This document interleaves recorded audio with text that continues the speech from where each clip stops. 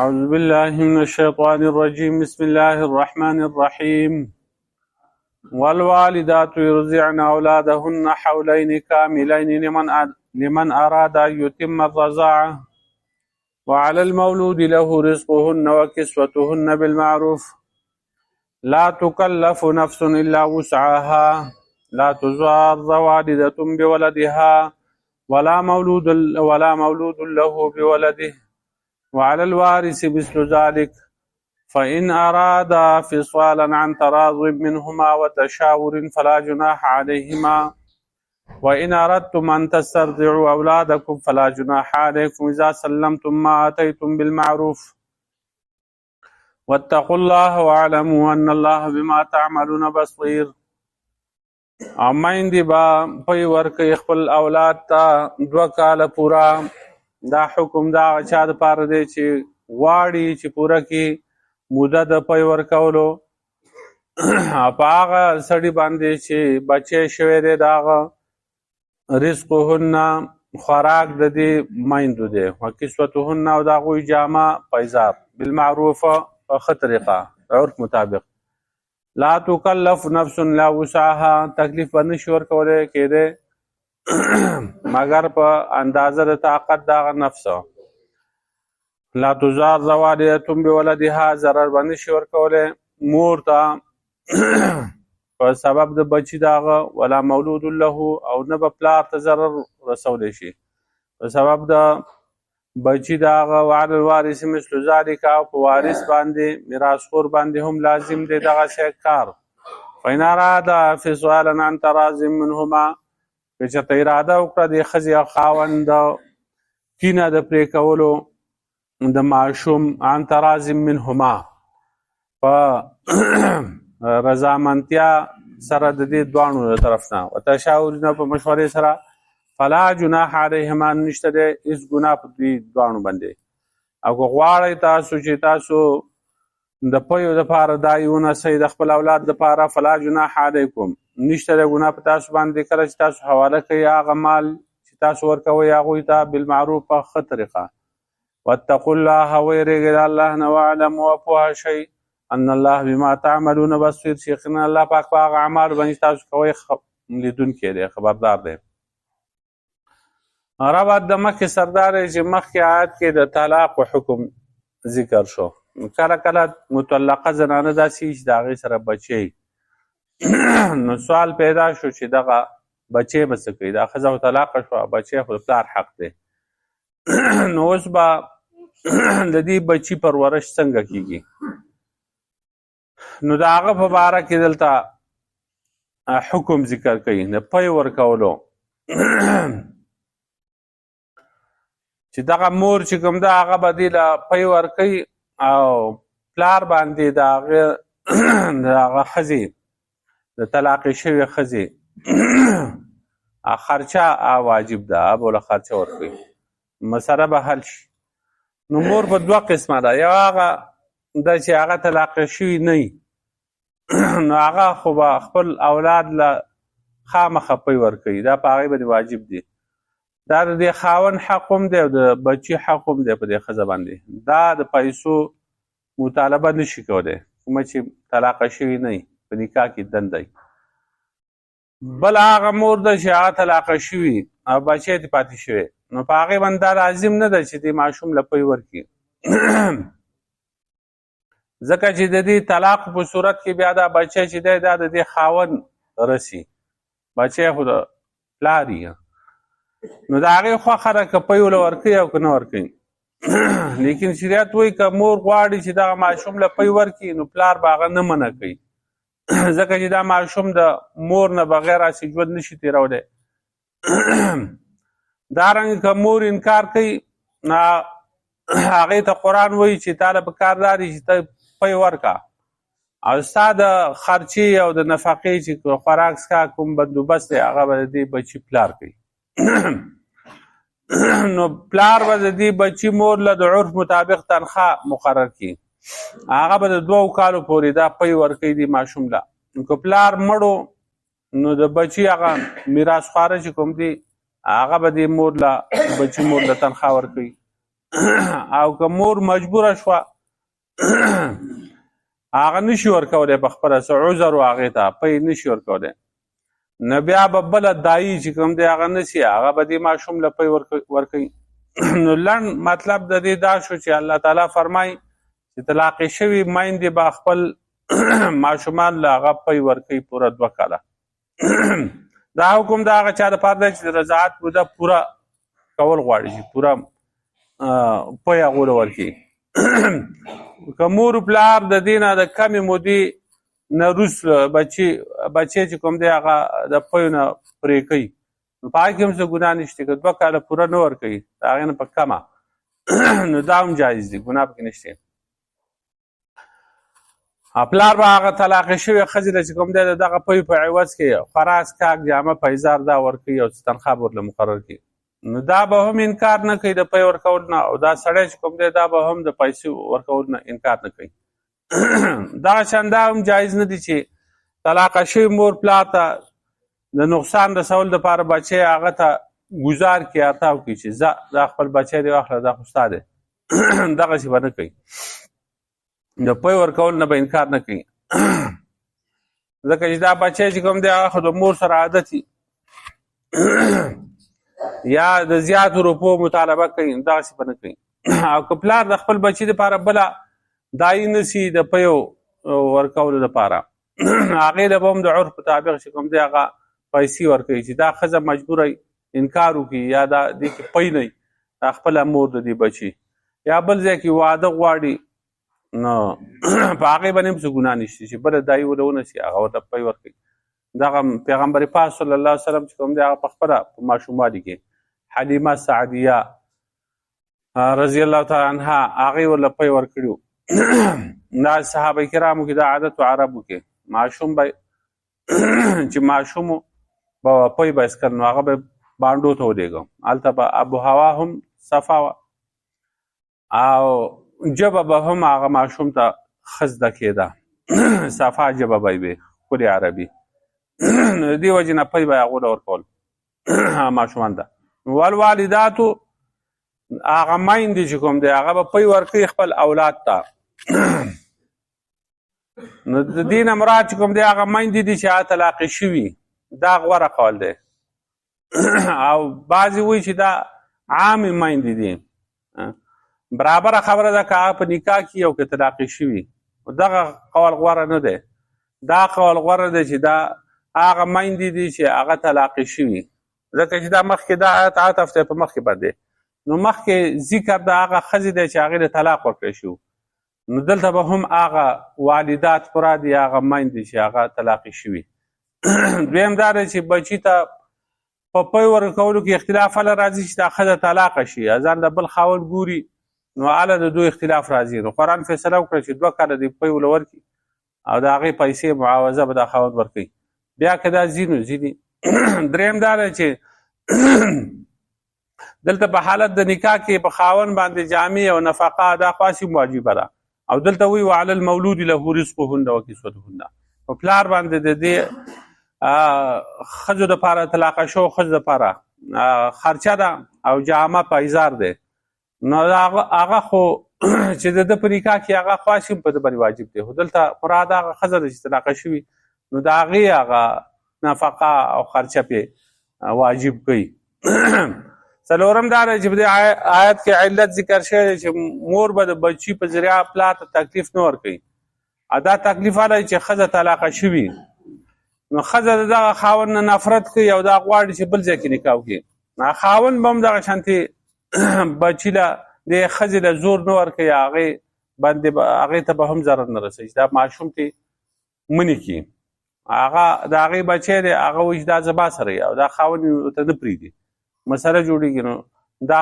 ښځې ته به هم د بچي په ذریعه باندې د هغه په سبب باندې ضرر نه رسولی کېږي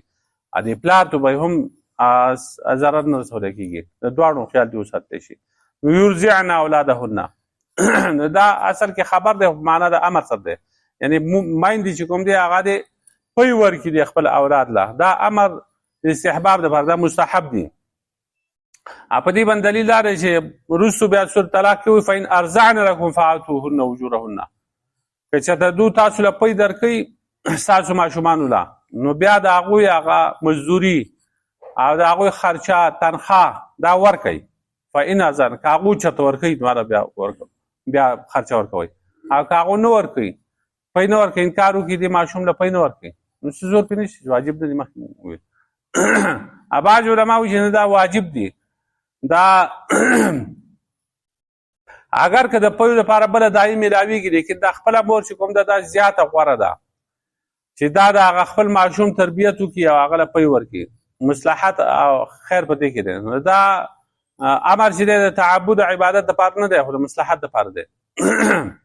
که د دواړو په دایي باندې اتفاق راغی دا ښځه خاوند دواړه دا غواړي چې د دې دپاره بله ښځه ونسو هغه به ورله پی ورکوي یا دې ښځې ته څه مجبورتیا وي نو بیا دا په هغه صورت کې د دغه علماو په نیز باندې هم واجب نه دي لکه سورة طلاق کې بیا وروسته راځي وان تعاصرتم فسترجع له اخرى دا خبره په تاسو ګرانه شي ښځه هم خبره نه مني خاوند هم د هغه ښځې خبره نه مني ماشوم له پی نه ورکوي نو فسترجع له اخرى نو بیا دې چې کوم دی هغه بله دایي دې ورله ونه شي هغه دې ورله پی ورکوي حولین کاملین 2 کاله پوره حول چې کوم دی هغه اصل کې ګرځېدو ته ویل کېږي کال هم ګرځي راګرځي د هغې هغه ورځې میاشتې او هفتې دا ګرځي راګرځي کال تیر شي کال نه مراد دلته اسلامي کال دی چې هغه هجري قمري کال دی کاملین ورسره ځکه وي چې عربو به کله کال ذکر کو هغه کال به وي او د هغې نه مراد د دو نیم کال یا اکثره حصه د کال وه نو دلته وي چې 2 کاله دي خو پوره 2 کلونه پوره 2 کلونه به پی ورکوي پوره 2 کلونه څو میاشتې شوې 40 میاشتې 24 میاشتې پی به ورله ورکوي نو دا د دې بچي حق دی ولمن اراد ان یتم الرضاعه دا د هغه چا لپاره چې هغه اراده لري د پی ورکولو یعنی دا واجبه نه ده چې 2 کالو پورې به پی پوره کوي کال پس یا یو نیم کال پس یا یو څو میاشتې پس د هغه ماشوم تکړه و هغه برابر و او پیو ته ضرورت نه و نو په سلا مشوره باندې چې کوم دی هغه د پی نه پرې کولی هم شي او حق د دې بچي چې کوم دی د 2 کالو پورې دی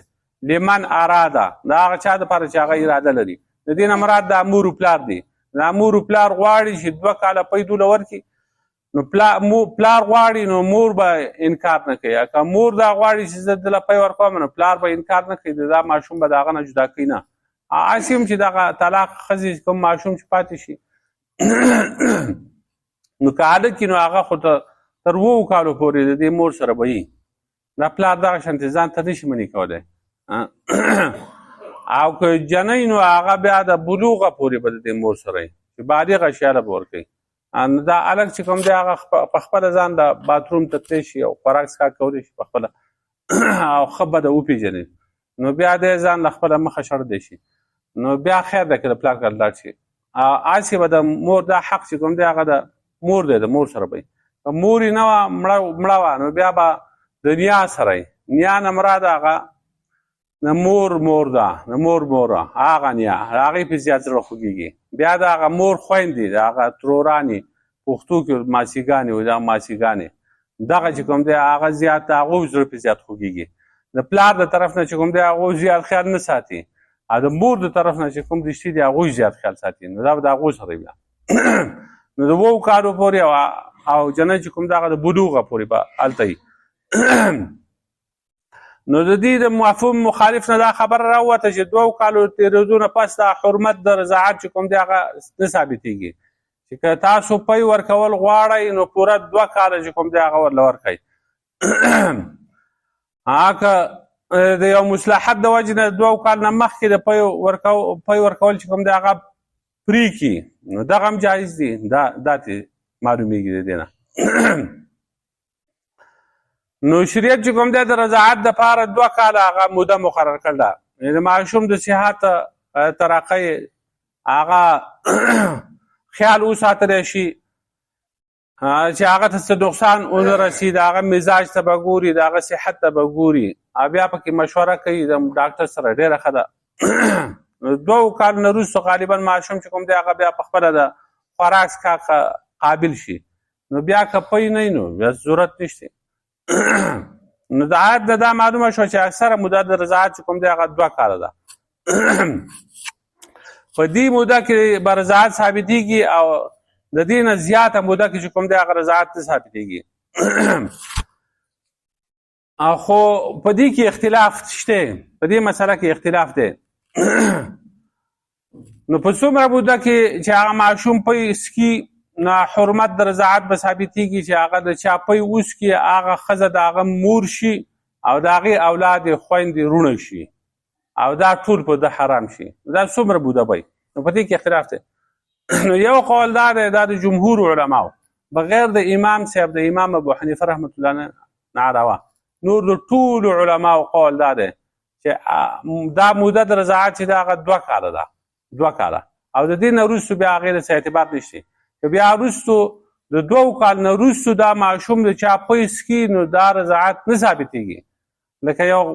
غټ سړی چې کوم دی چې یو ښځې په سینه باندې خوله ولګوي د هغې پی وسکي نو هغه دغه ښځه د دې سړي مور کېږي نه، رضاعت نه ثابتېږي، دی زوی نه شو.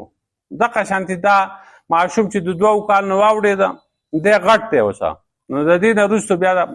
بیا رضاعت دا ښځه په ده نه حرامېږي، دا نه مور کېږي او نه د هغې هغه لوڼه چې دي د خویندې کېږي، د هغو سره نکاح جایز دی. مطلب دا شو. په هغې باندې یو دلیل دا دی چې حولین کاملین لمن اراد ان یتم الرضاعه، میندې دې پی ورکوي دي اولاد ته پوره 2 کاله د هغه چا دپاره چې هغه اراده لري د اتمام د رضاعت، دا رضاعت پی ورکول پوره کړي. نو په دې موده کې به د رضاعت حرمت ثابتېږي. یو دلیل دا شو. دویم دلیل دا دی چې سورة لقمان کې او فصاله فی عامین او د دې پیو نه د تینه د پرې کولو موده چې ده هغه په 2 کالو کې ده. چې ماشوم د تینه پرې کوي نو 2 کاله دي، 2 کاله نو 2 کال نه وروسته بیا نشته. نو بیا سورة احقاف کې 15 نمبر آیت کې وایي وحمله وفصاله 30 شهره، حمل د دې ماشوم چې په ګېډه د مور کې دی، وفصاله او د د پیو نه پرې کول 30 شهرا 30 میاشتې دي. نو 30 میاشتې چې کوم دی هغه 2.5 کاله شو، 2.5 کاله. نو کمه موده د حمل چې ده هغه 6 میاشتې ده. 6 میاشتو کې ماشوم چې دی هغه پیدا کېږي نو 6 میاشتې چې لر کې نو څو 2 کاله پاتې شو که نه، 2 کاله پوره پاتې شو. نو دا 6 کاله د حمل شو او 6 میاشتې د حمل او دا 2 کاله پوره چې کوم دی دا د تینه د پرې کولو وخت شو. نو د بنګال ښځې چې کوم دی هغه په 6 میاشت باندې بچی راوړي د بنګاله. یو مولي صاحب سره هم بل یو عالم راغی کراچۍ نه، هغه سرناست خبرې کولې زموږ په ګاونډ کې بنګالی ښځه د هغې صدیق ماشومان دي. نو هغه دا څنګه وي دی باندې خو ډېر وخت نه دی لګېدی، دا 20 کاله پرې لګي که نه، په کال کې 2 بچي راوړي. په 20 کالو کې ښځه بوډه کېږي نه. نو په 6 میاشتې ده اقله موده کمه موده د حمل ده او زیاته د زیات موده چې کوم ده په هغه کې اختلاف دی. دا بیا وروسته صورت رعد ده په دې کې به انشاءالله راشي. نو څوک وایي 2 کاله چې کوم دی هغه په مور په خېټه کې پاتې کېدی شي، څوک وایي 3 کاله، څوک وایي 15 کاله. یو ماشوم چې دی هغه 15 کاله هم د مور په خېټه کې پاتې کېدی شي. امام ضحاک رحمت الله علیه چې نو هغه ضحاک چې کوم دی خندېدونکي ته وایي، هغه چې کله پیدا شو د مور په ګېډه کې 15 کاله شو، نو هغه غاښونه هم شو او د هغه دا ږیره او دا ږیره لکه ږیره چې شوي تازه ویښته وکړي مخ باندې او خندلي. نو چې خندلي نو خلق ورته ضحاک هم کېښود، دا خندېدونکی دی ضحاک. نو 15 کاله د مور په ګېډه کې دا خو د قرآن نه دلایلو. اوس حدیث کې ترمذي کې حدیث دی ام سلمه رضی الله تعالی عنها هغه فرمایي چې نبي علیه السلام فرمایل چې په رضاعت سره حرمت په هغه وخت کې ثابتېږي کله چې د خولې په ذریعه پی د سینو نه راوځي. دا ماشوم چې کوم دی د خولې په ذریعه د سینو نه پی راوباسي او کولمې هغه سري کې او موړ شي په دې باندې. نو د رضاعت موده په دغه کې دننه ده. او داري قطني د حدیثو کتاب دی په هغه کې عبد الله بن عباس رضی الله عنهما دا غن روایت ده. نبی علیہ السلام فرمایل چې حرمت په هغه رضاعت سره ثابتېږي چې په 2 کالو کې دننه نه. دا صریح حدیث دی. اوسه حرمت د رضاعت په هغه وخت کې ثابتېږي دا الګ د هغه ښځې اله زوی کېږي او دغه په هغې باندې حرامېږي چې دوو کالو کې دندی. او بل یو حدیث د ابو داود طیالسي د جابر رضی الله عنه روایت دی چې نبی علیه السلام وفرمایل چې د رضاعت د مودې د ختمېدو نه وروستو د رضاعت حکم نشته او بلوغ ته د رسېدو نه وروستو یتم نشته. بیا سړی یتیم نه سړی بالغ شو دا بیا یتیم نه دی. یتیم هغه دی چې هغه نابالغ دی. نو د دې ټولو احادیثو نه او د دې قرآن آیتونو دا معلومیږي چې دا موده هغه موده چې په هغه کې حرمت د رضاعت ثابتېږي هغه 2 کاله ده. او دا قول د علي رضی الله عنه دی، د عبدالله بن عباس، ابن مسعود، جابر، ابو هريره، عمر او ام سلمه رضی الله عنهم، دا شان سعید ابن مسیب، عطا، د امام شافعي، احمد، اسحاق، سفیان ثوری او زمونږ په امامانو کې امام ابو یوسف او دغه رنګې امام محمد هغه هم دغه وایي. دا ټول وایي چې موده د رضاعت 2 کاله ده. صرف امام صاحب وایي چې دا 2.5 کاله ده. او د هغه دپاره هم دلیل دغه آیت دی وحمله وفصاله 30 شهره. او حمل د دې ماشوم او د تینه د پرې کولو موده چې دا هغه 30 میاشتې ده. 30 میاشتې. نو صاحب د هدایې مصنف چې کوم دی هغه وایي چې د دې دا تعبیر یې پکې کړی چې حمل نه مراد چې کوم دی هغه په لاسونو کې پورته کول دی، چې دا ماشوم چې په لاسونو کې پورته کوي او د هغې د پیو نه د پرې کولو موده هغه 30 میاشتې ده. نو دا 30 میاشتې چې کوم دی 2.5 کاله هغه د دې دغه سر لګوي، د دې پیو پرې کولو سره د دغه سر لګوي. بل تعویل پکې دا دی چې حمل او فصال یعنی د ماشوم په ګیډه کې پاتې کېدل او دغه شانتې د هغه د تینه د پرې کولو دواړو موده چې د هغه 30 میاشتې ده. 30 میاشتې. خو اکثره موده د حمل چې کوم ده هغه په حدیث د عایشې رضی الله عنها کې هغه 2 کاله ذکر شوې ده. مخکې ما وویل چې نور کلونه 15 کاله هم دی پاتې کېدی شي. عایشې رضی الله عنها وایي چې 2 کاله چې کوم دی ماشوم د مور په ګیډه کې پاتې کېدی شي. نو د هغه 2.5 کاله نه شو بلکې 2 کاله شو. او دا بل چې کوم دی د پیو نه پرې کوله دا په خپل اصل باندې پاتې شو 30 میاشتې، 2.5 کاله شو. دا تعبیر پکې کوي. به هر حال او امام لیث بن سعد رحمت الله علیه هغه وایي چې که لوی سړی او د یو ښځې پی وڅکي نو په هغې باندې هم حرمت د رضاعت ثابتېږي. یو لوی سړی د یو ښځې پی وڅکي هغه مور شوی. هغه په دې باندې دا دلیل پیش کړی چې سهله بنت سهیل رضی الله تعالی عنها هغه راغله نبي علیه السلام ته ویې د الله رسول صلی الله علیه وسلم زه دا محسوس کوم چې سالم رضی الله عنه زموږ کور ته راځي او زما خاوند ابو حذیفه رضی الله عنه هغه بد ګڼي.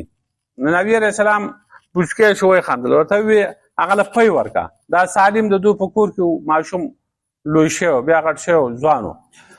نو هغه به چې کور ته راته مخکې ورته څه نه وي خو بیا وروسته به چې راته نو دا ابو حذیفه رضی الله عنه هغه ته دا خبره بده ښکارېده نو نه به یې پرېښود. څه ورته ویلي نه وو لکه بد پرې لګېده. نو نبی علیه السلام دله پی ورکړه. نو هغه وی دله څنګه پی ورکړم هغه خو ځوان دی مشر سړی دی. نبی علیه السلام ورکوله پی وله ورکړه چې دی بیا نو هغه ولګېده پی وله ورکړه. ورکړه نو د هغې نه وروسته چې کوم دی ابو حذیفه رضی الله عنه هغه بیا بد نه ګڼه چې کور ته به راته. نو هغه وایي چې د دې حدیث نه دا معلومېږي که غټ سړی چې کوم دی د یو ښځې پی وڅکي نو په هغه هم حرمت د رضاعت ثابت شو، دا د هغه سړي مور شوه. لیکن دا د دې نور قرآن آیتونو د حدیثونو خلاف دی. دا یو جزئي واقعه د نبي علیه السلام د دغه دې ته موږ خصوصیت ویو د دغه حدیثو کې خصوصیت دی د دغه سړي د دغه ښځې د سهلې چې کوم دی هغه بغیر د دغه سالم نه پیدا دا او د دې خاونه هغه په کور کې ماشوم سره لوی شوی غټ شوی هغه بغیر د دونه نه پیدا بهر به نشو پاتې کېدی. یو بل ته ضرورت و یو کور ته به ته راته بل څه طریقه وانه نبي علیه السلام وویل چې خیر د پی ول ورکړه. یو دغه یو خصوصي جزئي واقعه ده. نور عام حکم چې کوم دی هغه هم دغه دی. نو والوالدات یرضعن اولادهن حولین کاملین او مایندې چې کوم دی هغه پی ورکوي خپل اولاد ته 2 کاله پوره لمن اراد ان یتم الرضاعه د هغه چا دپاره چې هغه غواړي چې پوره کړي د رضاعت پی ورکولو موده. وعلى المولود له رزقهن وكسوتهن بالمعروف. په پلار باندې د دې زنانو رزق دی یعنی د هغو خرچه ده وکسوتهن د هغو جامه پایزار بالمعروف په معروف طریقه باندې. د خاوند د وس مطابقه که مالدار او جو خرچه دی ورکوي او که خاوند چې کوم دی غریب او جو د خپل وس مطابق هغه نه خرچه دی ورکوي. او بعضې وایي چې نه د ښځې په کته کېږي که ښځه مالداره وه د هغې ښه خرچه دی ورکوي او که ښځه غریبه وه بیا دې ورله کمزورې خرچه ورکوي. اکثر قول دغه دی چې د خاوند حال ته به کته کېږي د خاوند څنګه حال واقع شي خرچه دی ورکوي. لا تکلف نفس الا وسعها تکلیف به نه ورکولی کېږي او نفس مګر په اندازه د طاقت د هغه. لا تزار والده بولدها ضرر به نشي رسولی مور ته د هغې د ولد د هغې د بچي په ذریعه باندې چې هغه تنګه کړي. ولا مولود له بولده او نه دی پلار ته د وجې د بچي د هغه نه پلار ته به هم ضرر نه رسوي او مور ته هم. مور ته ضرر دا دی چې هغه بچی ورته نه پرېږدي یا هغې ته پوره خرچه نه ورکوي او پلار ته ضرر دا دی چې د ښځه انکار وکړي چې زه پی نه ورکوم یا ډېره خرچه غواړي. وعلى الوارث مثل ذلك په وارث باندې په مثل د دې دی. وارث مراد یا دا بچی په خپله دی چې که کله پلار نه و د دغه ماشوم مړو نو بیا د هغه نه به څه مال پاتې شوی نو دا ماشوم په خپله وارث دی نو د د مال نه به بیا ادا کېږي د مور له به نفقه ورکولی کېږي. بعضې وایي چې نه وارث د دې ماشوم نه علاوه نور د ماشوم وارثان دي. نو ماشوم چې کوم وارثان دي په هغو باندې خرچه ده که پلار یې نه و خرچه به هغو ادا کوي بیا چې د هغوی څومره حصه رسېده په هغه حصې مطابقه خرچه به ورکوي. که یو کس وارثه جو هغه یو به خرچه ادا کوي مثلا د نیکه ژوندی دی هغه نیکه به خرچه ورکوي پلار یې نشي د دغه ماشوم. او که چېرته سترونه یې ومو او دغه شانتې هغه نیکه یې ومو جو بیا په دې ټولو باندې تقسیمېږي. فإن اراده فصالا که چېرته دوی اراده وکړه د تینه د پرې کولو عن تراض منهما په رضامندتیا سره د دې دواړو د طرف نه وتشاورونه په مشورې سره فلا جناح علیهما نشته ګناه په دوی باندې. که د 2 کال نه مخکې د دوی مشوره راغله او راضي شو دا ښځه خاوند چې د پیو نه پرې کوو ځکه چې دا ماشوم چې دی تکړه دی او د خوراک کولو قابل دی د خوراک خوړی شي پخپله او چاق چوبند دی نو ټیک ده په دې کې هم څه ګناه نشته. وان اردتم ان تسترضعوا اولادکم او که تاسو غواړئ چې تاسو پی ورکړئ د خپل اولاد ته یعنی دایي ورله ونسئ دا مور چې کوم دی هغه د څه عذر د وجې نه پی نه ورکوي انکار وکړي یا خو هغې کې پی نشته کمزورې ده بیماره ده یا چې کوم دی خیال دا دی چې زه د دې سره مشغوله شم بیا خو د نکاح نه وځم نو دا ماشوم به ساتنه وکړه دغه دی دا بل ځای به نکاح کومه نو فلا جناح علیکم نشته ګناه په تاسو باندې اذا سلمتم ما اتیتم بالمعروف کله چې تاسو حواله کوئ هغه عوضه چې تاسو ورکوئ هغه ښځو له بالمعروف دغه دایانو له په معروف طریقې سره کله چې هغوی له هم پیسې مقرر کوي تنخواه مقرر کوي نو ټیک ده. واتقوا الله ویرېږئ د الله نه واعلموا وپوه شئ ان الله بما تعملون بصیر چې یقینا الله پاک په هغه عمل باندې تاسو کوئ لیدونکی دی. ربنا ظلمنا انفسنا